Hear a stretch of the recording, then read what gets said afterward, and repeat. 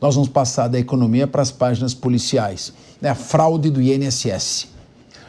Bom, o presidente Lula afirmou que não quer punir nenhuma entidade de forma precipitada em relação à fraude do INSS. Vamos ter calma. O petista disse ainda que o governo está dando a chance das empresas provarem a inocência. Vamos ouvir. Nós não queremos punir nenhuma entidade de forma precipitada, por isso a cautela que eu disse à CGU, disse à Polícia Federal, muita cautela para a gente não levar uma pessoa a ser crucificada e depois a gente não pede desculpa. É isso aí. Vamos lá, muita calma, gente, pra quê? Calma. Ontem a Justiça Federal decidiu bloquear 23 milhões. A fraude é de 6 bi, tá? 23 milhões e 800 mil reais. A fraude é de 6 bilhões e 300 milhões de reais. Bloquearam 23 milhões e 800 mil reais. Nem 1%. Em bens de empresas e sócios suspeitos de envolvimento na fraude. Só o carecão do INSS embolsou 50 milhões. A decisão atende ao pedido da Advocacia Geral da União e faz parte das ações para garantir o ressarcimento dos beneficiários. A AGU aponta que as entidades são empresas de fachada, criadas apenas para praticar os descontos indevidos contra os aposentados e pensionistas. Eu não entendi por que a CONTAG e a CONAFER ficaram deixadas de fora, que são as duas que mais receberam recursos de aposentados e pensionistas. Não teriam que ser as primeiras a serem investigadas? Por que será, não? Mas, Felipe Monteiro, a fala é sua. O Capês, eu acho tão absurdo esse caso.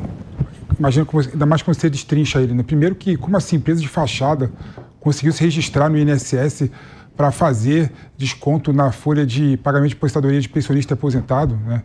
Como que empresa de fachada conseguiu fazer isso, né?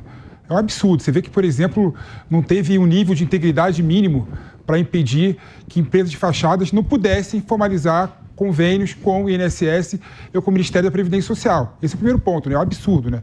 O segundo absurdo é o seguinte, né? No meu modo de ver, Capês, R$1, R$10, R$50 fazem falta para o aposentado e pensionista. Então, eu não quero que esse caso, isso eu discordo de você, que esse caso termine, né, na justiça, demore todo o processo necessário do Estado Democrático de Direito para concluir o processo, 5, 10 anos, para esse dinheiro ser revertido para o aposentado e pensionista. Em modo de ver, o governo tem que pagar, qual o valor que seja para os aposentados, 4 bilhões, 6 bilhões de reais, é dinheiro público. Infelizmente, é dinheiro público. Depois que o governo entre na justiça e recupere esses valores. A medida, por exemplo, do IOF, que está causando balbúrdia no Congresso Nacional, tem o condão de levantar esse ano 20 bilhões de reais. Então diminui o IOF, recolha 6 bilhões de reais só esse ano e que recupere o dinheiro dos aposentados e pensionistas. Não dá para esperar acabar o processo na justiça, que vai demorar anos. Possivelmente, quando o aposentado tiver direito a recuperar o dinheiro que foi roubado dele, né, indevidamente, ele vai estar morto já, né? Então não dá para esperar. Então a AGU conseguiu bloquear 26 milhões só. A gente está falando de 6 bilhões.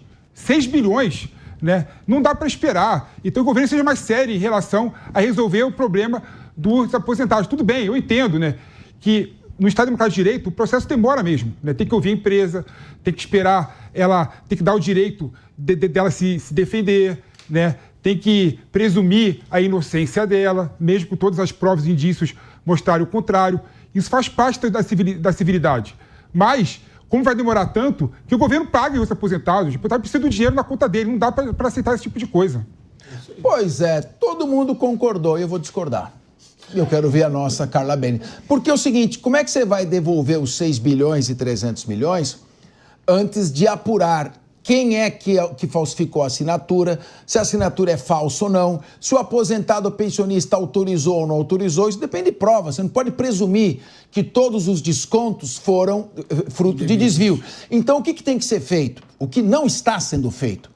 O governo tinha que montar uma força-tarefa via Ministério da Justiça, com a Polícia Federal, com as perícias para acelerar a produção de prova. A AGU deveria também estar concentrando uma estrutura maior no seu trabalho para que esta apuração fosse num ritmo acelerado, porque quando se quer, Veja o processo do Bolsonaro, de março a setembro já vai ser julgado. Quando se quer, tenha realmente celeridade. E no caso que são 9 mil aposentados e pensionistas, presumivelmente roubados de forma covarde na sua aposentadoria, com gente comprando carros importados, e o governo paga o dinheiro, e então, no momento que ressarciu, o escândalo acalma e aí continua tocando no mesmo ritmo de tartaruga. Professora Carla Beni, a palavra é sua. Aliás, a minha questão, eu tenho uma dúvida primeiro, porque é para pedir para o professor Capês me responder. A assinatura, se eu tenho uma empresa de fachada e ela passou a prestar serviço para o INSS, quem assinou aquilo? Né? Esse é um X da questão importante, porque aquela pessoa que assinou isso e que autorizou essa empresa de fachada a operar, essa assinatura tem que ir para a cadeia, se mínimo, se o básico, né? Então, eu acho que a gente tem que respeitar o processo, por um lado. Outro lado, eu acho que o aposentado tem que receber exatamente na íntegra, não assim, da noite para o dia, como o Capês falou. Eu acho que você precisa realmente constituir prova. Eu acho que essa é a questão. Então, tem o meu INSS, as pessoas entraram lá para dizer se tinham ou não feito descontos, se fizeram descontos, porque você tem que fazer como se fosse uma peneira. Você tem um funil, você vai pegando de cima, você tem que chegar aqui, aí você vai chegar. Quantos aposentados realmente tiveram desconto indevido? Precisamos dessa apuração. Esse controle, que é essa força-tarefa e tudo, eu não sei quem foi que autorizou isso, se é TCU, se é o Tribunal de Contas da União que fiscaliza isso. Como que você tem empresa de fachada? Para mim, essa é uma afronta, assim, uma coisa inacreditável. Agora, no momento em que você passou na peneira e tem isso, aí eu acho, por isso que eu acho que eu vou na soma dos dois. Aí eu acho que você tem que fazer o ressarcimento e o processo judicial continua correndo do outro lado. Mas o aposentado vai ter que receber, mas de verdade o aposentado que foi fraudado, não outras coisas juntas. Então, eu acho que aí é o meio do caminho. Então, eu só estou colocando aqui numa câmera lenta o processo. Então, só respondendo, primeiro, 23 milhões, quando desviaram 6,3 bilhões, e pode chegar até 8, é um ritmo quelônico, quer dizer, de tartaruga, vai demorar demais para chegar lá. Aí você tem o meu INSS. Ah, tá bom, meu INSS. Primeiro tem uma série de aposentados, são da zona rural, não sabem mexer com isso. Mas imaginemos que aqueles que sabem mexer vão lá. Olha, eu quero meu dinheiro de volta. Por quê? Porque a assinatura não é minha. Ah, não é sua? Vamos fazer a perícia. Pronto, tá aí o gargalo. Sim. Então, a força-tarefa significa, você pega polícia científica, você coloca Polícia Federal, você pega a Advocacia Geral da União, você pega os técnicos do Tribunal de Contas da União, você monta uma enorme força-tarefa, porque são 9 mil lesados. Demora, mas se você fizer uma força-tarefa, você abrevia esse período.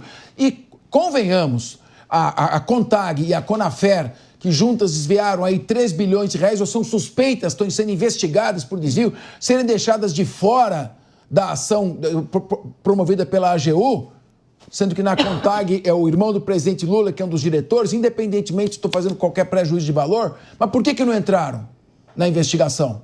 Ou na ação da Advocacia Geral da União? Então não adianta, o governo pega os 4 bi, dinheiro público, paga os aposentados. Eu não quero saber se você vai receber 2 vezes ou não, se autoriza ou não. Está todo mundo indenizado. Para de falar no assunto, politicamente é bom, e aí a justiça cai naquele ritmo de impunidade já conhecido. Priscila Silveira, professora e criminalista. A gente aqui tem tantos problemas, Capês. A gente vem falando, claro, que é o hipervulnerável. Tem gente que nem sabia que estava tendo esse desconto. Tem que ter a perícia. Agora, sabe o que me chama a atenção? Se são empresas, algumas delas, de fachada, não vai achar dinheiro, nem que se queira. Não. Então, a gente entra num outro problema. Você disse aqui, né, são 9 milhões de pessoas que são prejudicadas, claro. A gente conseguiu aí, através do pedido da Advocacia Geral da União, observar que só conseguiram 23 milhões. Esses bens que foram pegos ou que tenham sido aí, né, tirados desses idosos, dessas pessoas idosas, nunca serão encontrados. Nós não vamos ter acesso a 6 bilhões, nem que a gente queira. Então, nesse ponto, eu acho preocupante. Agora, já que a gente não vai ter 6 bilhões, é o Estado que tem que... Vai sair do nosso bolso, não tem como. Sabe por quê? A Carla que colocou, alguém assinou.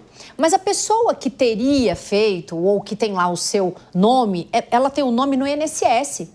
Então, quem está à frente disso, quem permitiu que essas empresas tivessem algum acesso ao dado dessas pessoas idosas, foi o INSS. Então, não tem como eu falar, agora, a gente respeita o devido processo legal, aliás, que claramente ninguém vai ser privado dos seus bens nem da sua liberdade sem que passe por um devido processo legal, mas não há problema algum dessas empresas que estão aqui vinculadas a esses empréstimos fraudulentos, não estou dizendo que todos foram, porque tem gente lá que reconhece, enfim, não há problema algum de a gente ter cautelares, como foi feito pela Advocacia Geral da União. O problema é que as cautelares aqui não serão suficientes. Então, a gente vai estar no imbróglio e eles estão varrendo esse problema para debaixo da mesa. Você sabe por quê? Porque se você cutucar, você vai achar, inclusive, mais gente que é funcionário, não estou dizendo que todos, claro que não, mas agentes públicos evidentemente envolvidos nisso, que facilitam com que essas pessoas vulneráveis, de alguma forma, não tivessem que ter acesso, nem sabiam que há anos esses descontos estavam sendo feitos. Então, a gente tem os maus profissionais em todas as áreas, mas quando mexe, quando a gente autoriza que alguém que é agente público faça isso em detrimento de um vulnerável que nem acesso tem, eu acho que poderia aqui estender a cautelar não só para os bens, mas também para a liberdade dessas pessoas. Não estou dizendo que prisão resolva, mas é importante a gente não parar de investigar. Porque se a gente for pensar assim, mas demora, mas a perícia demora, mas não sei o que demora, a gente vai parar aqui e fica contente com esses 23 milhões e não vai ressarcir essas pessoas que precisam para comer e que 20, 30 reais fazem sim uma extrema diferença. Isso precisa ser investigado e punido dentro, obviamente, dos ditames legais. Exatamente. Quer dizer, no sistema moderno de combate ao crime organizado, os americanos já mostraram o sistema do Task Force. É força-tarefa. E tem que ser vários técnicos imbuídos, todos unidos, trabalhando, respeitando o mérito de cada instituição e acelerando a apuração. Porque, você veja bem, a Débora Rodrigues, no dia 8 de janeiro, pichou uma estátua com batom. Já está condenada a 14 anos. Quando a justiça quer, ela caminha rapidamente. Nesse caso, que tem gente, já foram apreendidas Lamborghinis, Porsches, Ferraris, Mercedes, Audis, 50 milhões para o careca do INSS, que redistribuiu para funcionários do INSS, parlamentares envolvidos, o ex-procurador-geral do INSS, a esposa, foi flagrada com 9 milhões de reais, e não se vê nenhuma consequência, não tem prisão, não tem absolutamente nada. Se tem prisão para tudo, não vai ter nesse caso? Então, o que se pergunta, por que, então, é preciso ter essa calma excessiva quando não se tem em outras situações menos graves? Rodolfo Maris. O Brasil não é exemplo, né? Quando se fala em prender alguém aqui, o Brasil não é exemplo de medida cautelar, muito menos de sei lá o quê. Mas eu gostei quando a Carla fez um desenho, a questão de tentar entender e tentar explicar também como que funciona como que é orquestrado, né, por essa quadrilha, a questão da assinatura, as empresas de fachadas. E nós, desde que o Brasil é o Brasil, acho que eu vejo isso. Sabe, sempre foi noticiado empresas de fachada roubando de pessoas, se passando por outras, né? E a gente vê um verdadeiro crime organizado. E nós estamos vendo um momento do país onde o presidente da República, e aqui não é uma crítica, é só um ponto, tem a faca e o queijo na mão para lidar com isso e aumentar a sua popularidade, sendo mais enfático, principalmente no que diz a responsabilidade dessas pessoas. Quando ele vem com o discurso, vamos ponderar aqui, devemos culpar, lógico, existe a presunção da inocência, isso tem que ser respeitado, mas em um momento tão crucial da política, principalmente da carreira dele, onde ele pretende continuar como presidente, a concorrer às eleições de 2026, nós temos um grande problema na mão, que é esse escândalo do INSS. E quando ele vem com um discurso mais ponderado e, sobretudo, colocando a culpa no governo passado, e eu não acho que não tem culpa, tá? Eu acho que começaram as investigações e nós temos que levar essas pessoas que estão fazendo essas investigações, os órgãos, são órgãos responsáveis e são sérios. Se foi demonstrado aqui por alguma investigação que isso começou em governos passados, eu acredito que nem no governo Bolsonaro isso possa ter acontecido, mas vem de anos e anos e anos essa roubalheira toda dos aposentados e pensionistas, o fato é que caiu no colo dele para resolver isso. Foi no colo dele, como presidente da República, que caiu para ele resolver. E quando ele vem com um discurso mais ponderado, vejamos bem, não vamos punir, mostra uma falta, talvez, de empatia pelos aposentados e pensionistas que agora clamam pelos seus R$80, seus R$60, que foram subtraídos das contas dele. Capês, eu concordo com todos daqui à mesa, com todos à mesa que falaram sobre esse assunto tão importante. Nós só seremos respeitados até por outras pessoas, até por outros países, quando de fato nós prendemos essas pessoas que cometeram esses crimes. É isso aí. Primeiro, eu sou contra a presunção de culpa, não tem que presumir culpa. E segundo, contra politizar uma ação que é criminal. Quando você diz o Lula roubou, o Bolsonaro roubou, outro ex-presidente roubou, você está politizando, porque isso é uma presunção de responsabilidade que chegaria até lá. Nós precisamos primeiro apurar responsabilidades antes de sair acusando pessoas. Agora, está claro que o careca do INSS está mais do que provado que ele está envolvido. Que o ex-procurador-geral do INSS está mais do que provado que ele está envolvido. Que tem outros servidores, diretores que está provado que estão envolvidos.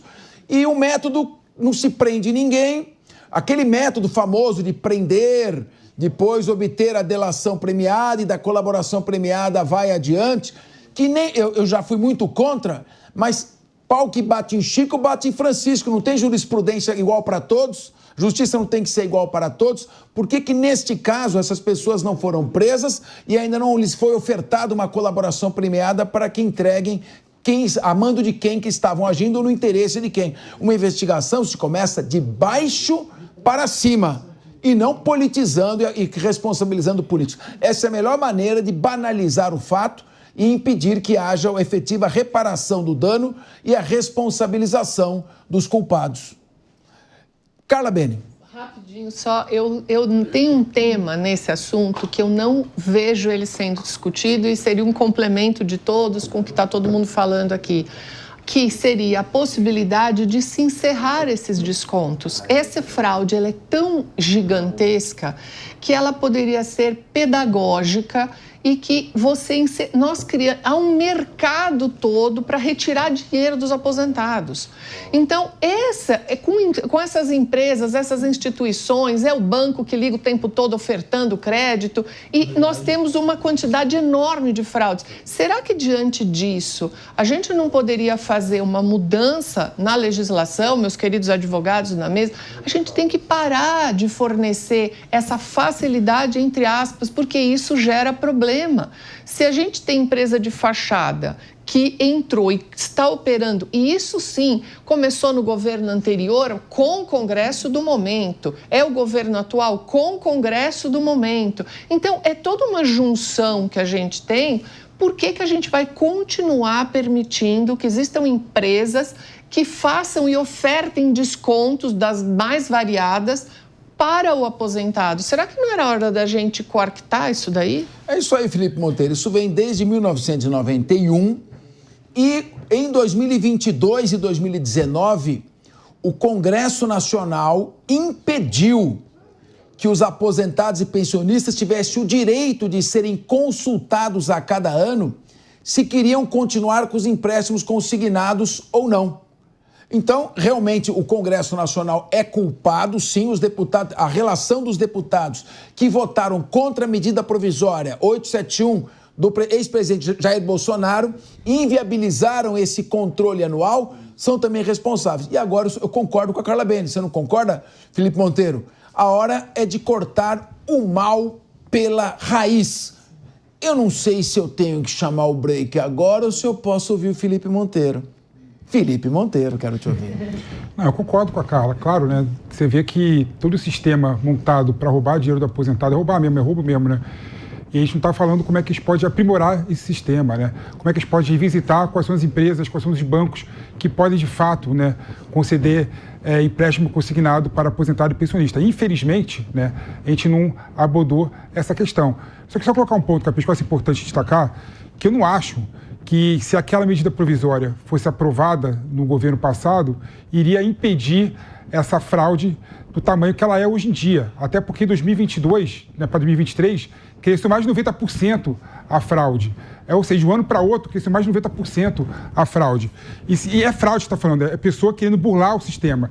Então, vai pegar uma assinatura a mais, vai dificultar talvez um pouquinho a mais o sistema, mas a fraude aconteceria do mesmo jeito. O que a gente tinha que fazer era ter um sistema de compliance muito mais rígido, ter uma fiscalização do INSS, da CGU, né, muito mais em cima da situação, fazer de fato convênio com aquelas empresas idôneas, não qualquer empresa de fachada conseguiu registrar no INSS. Com isso, a gente conseguiria, na minha opinião, resolver o problema de forma muito mais fácil do que criar um procedimento a mais que o aposentado tinha que autorizar ano após ano. É fraude e ele dá um jeito de fraudar a assinatura um ano a mais. Concordo com você, o que a Carla Bene disse. Que dificuldade tem de já prender os caras da associação que é fraudada, associação que não existe, associação fantasma, 2 associações no mesmo endereço e nenhuma prestou serviço. Por que tanta demora? Por que tanta paciência?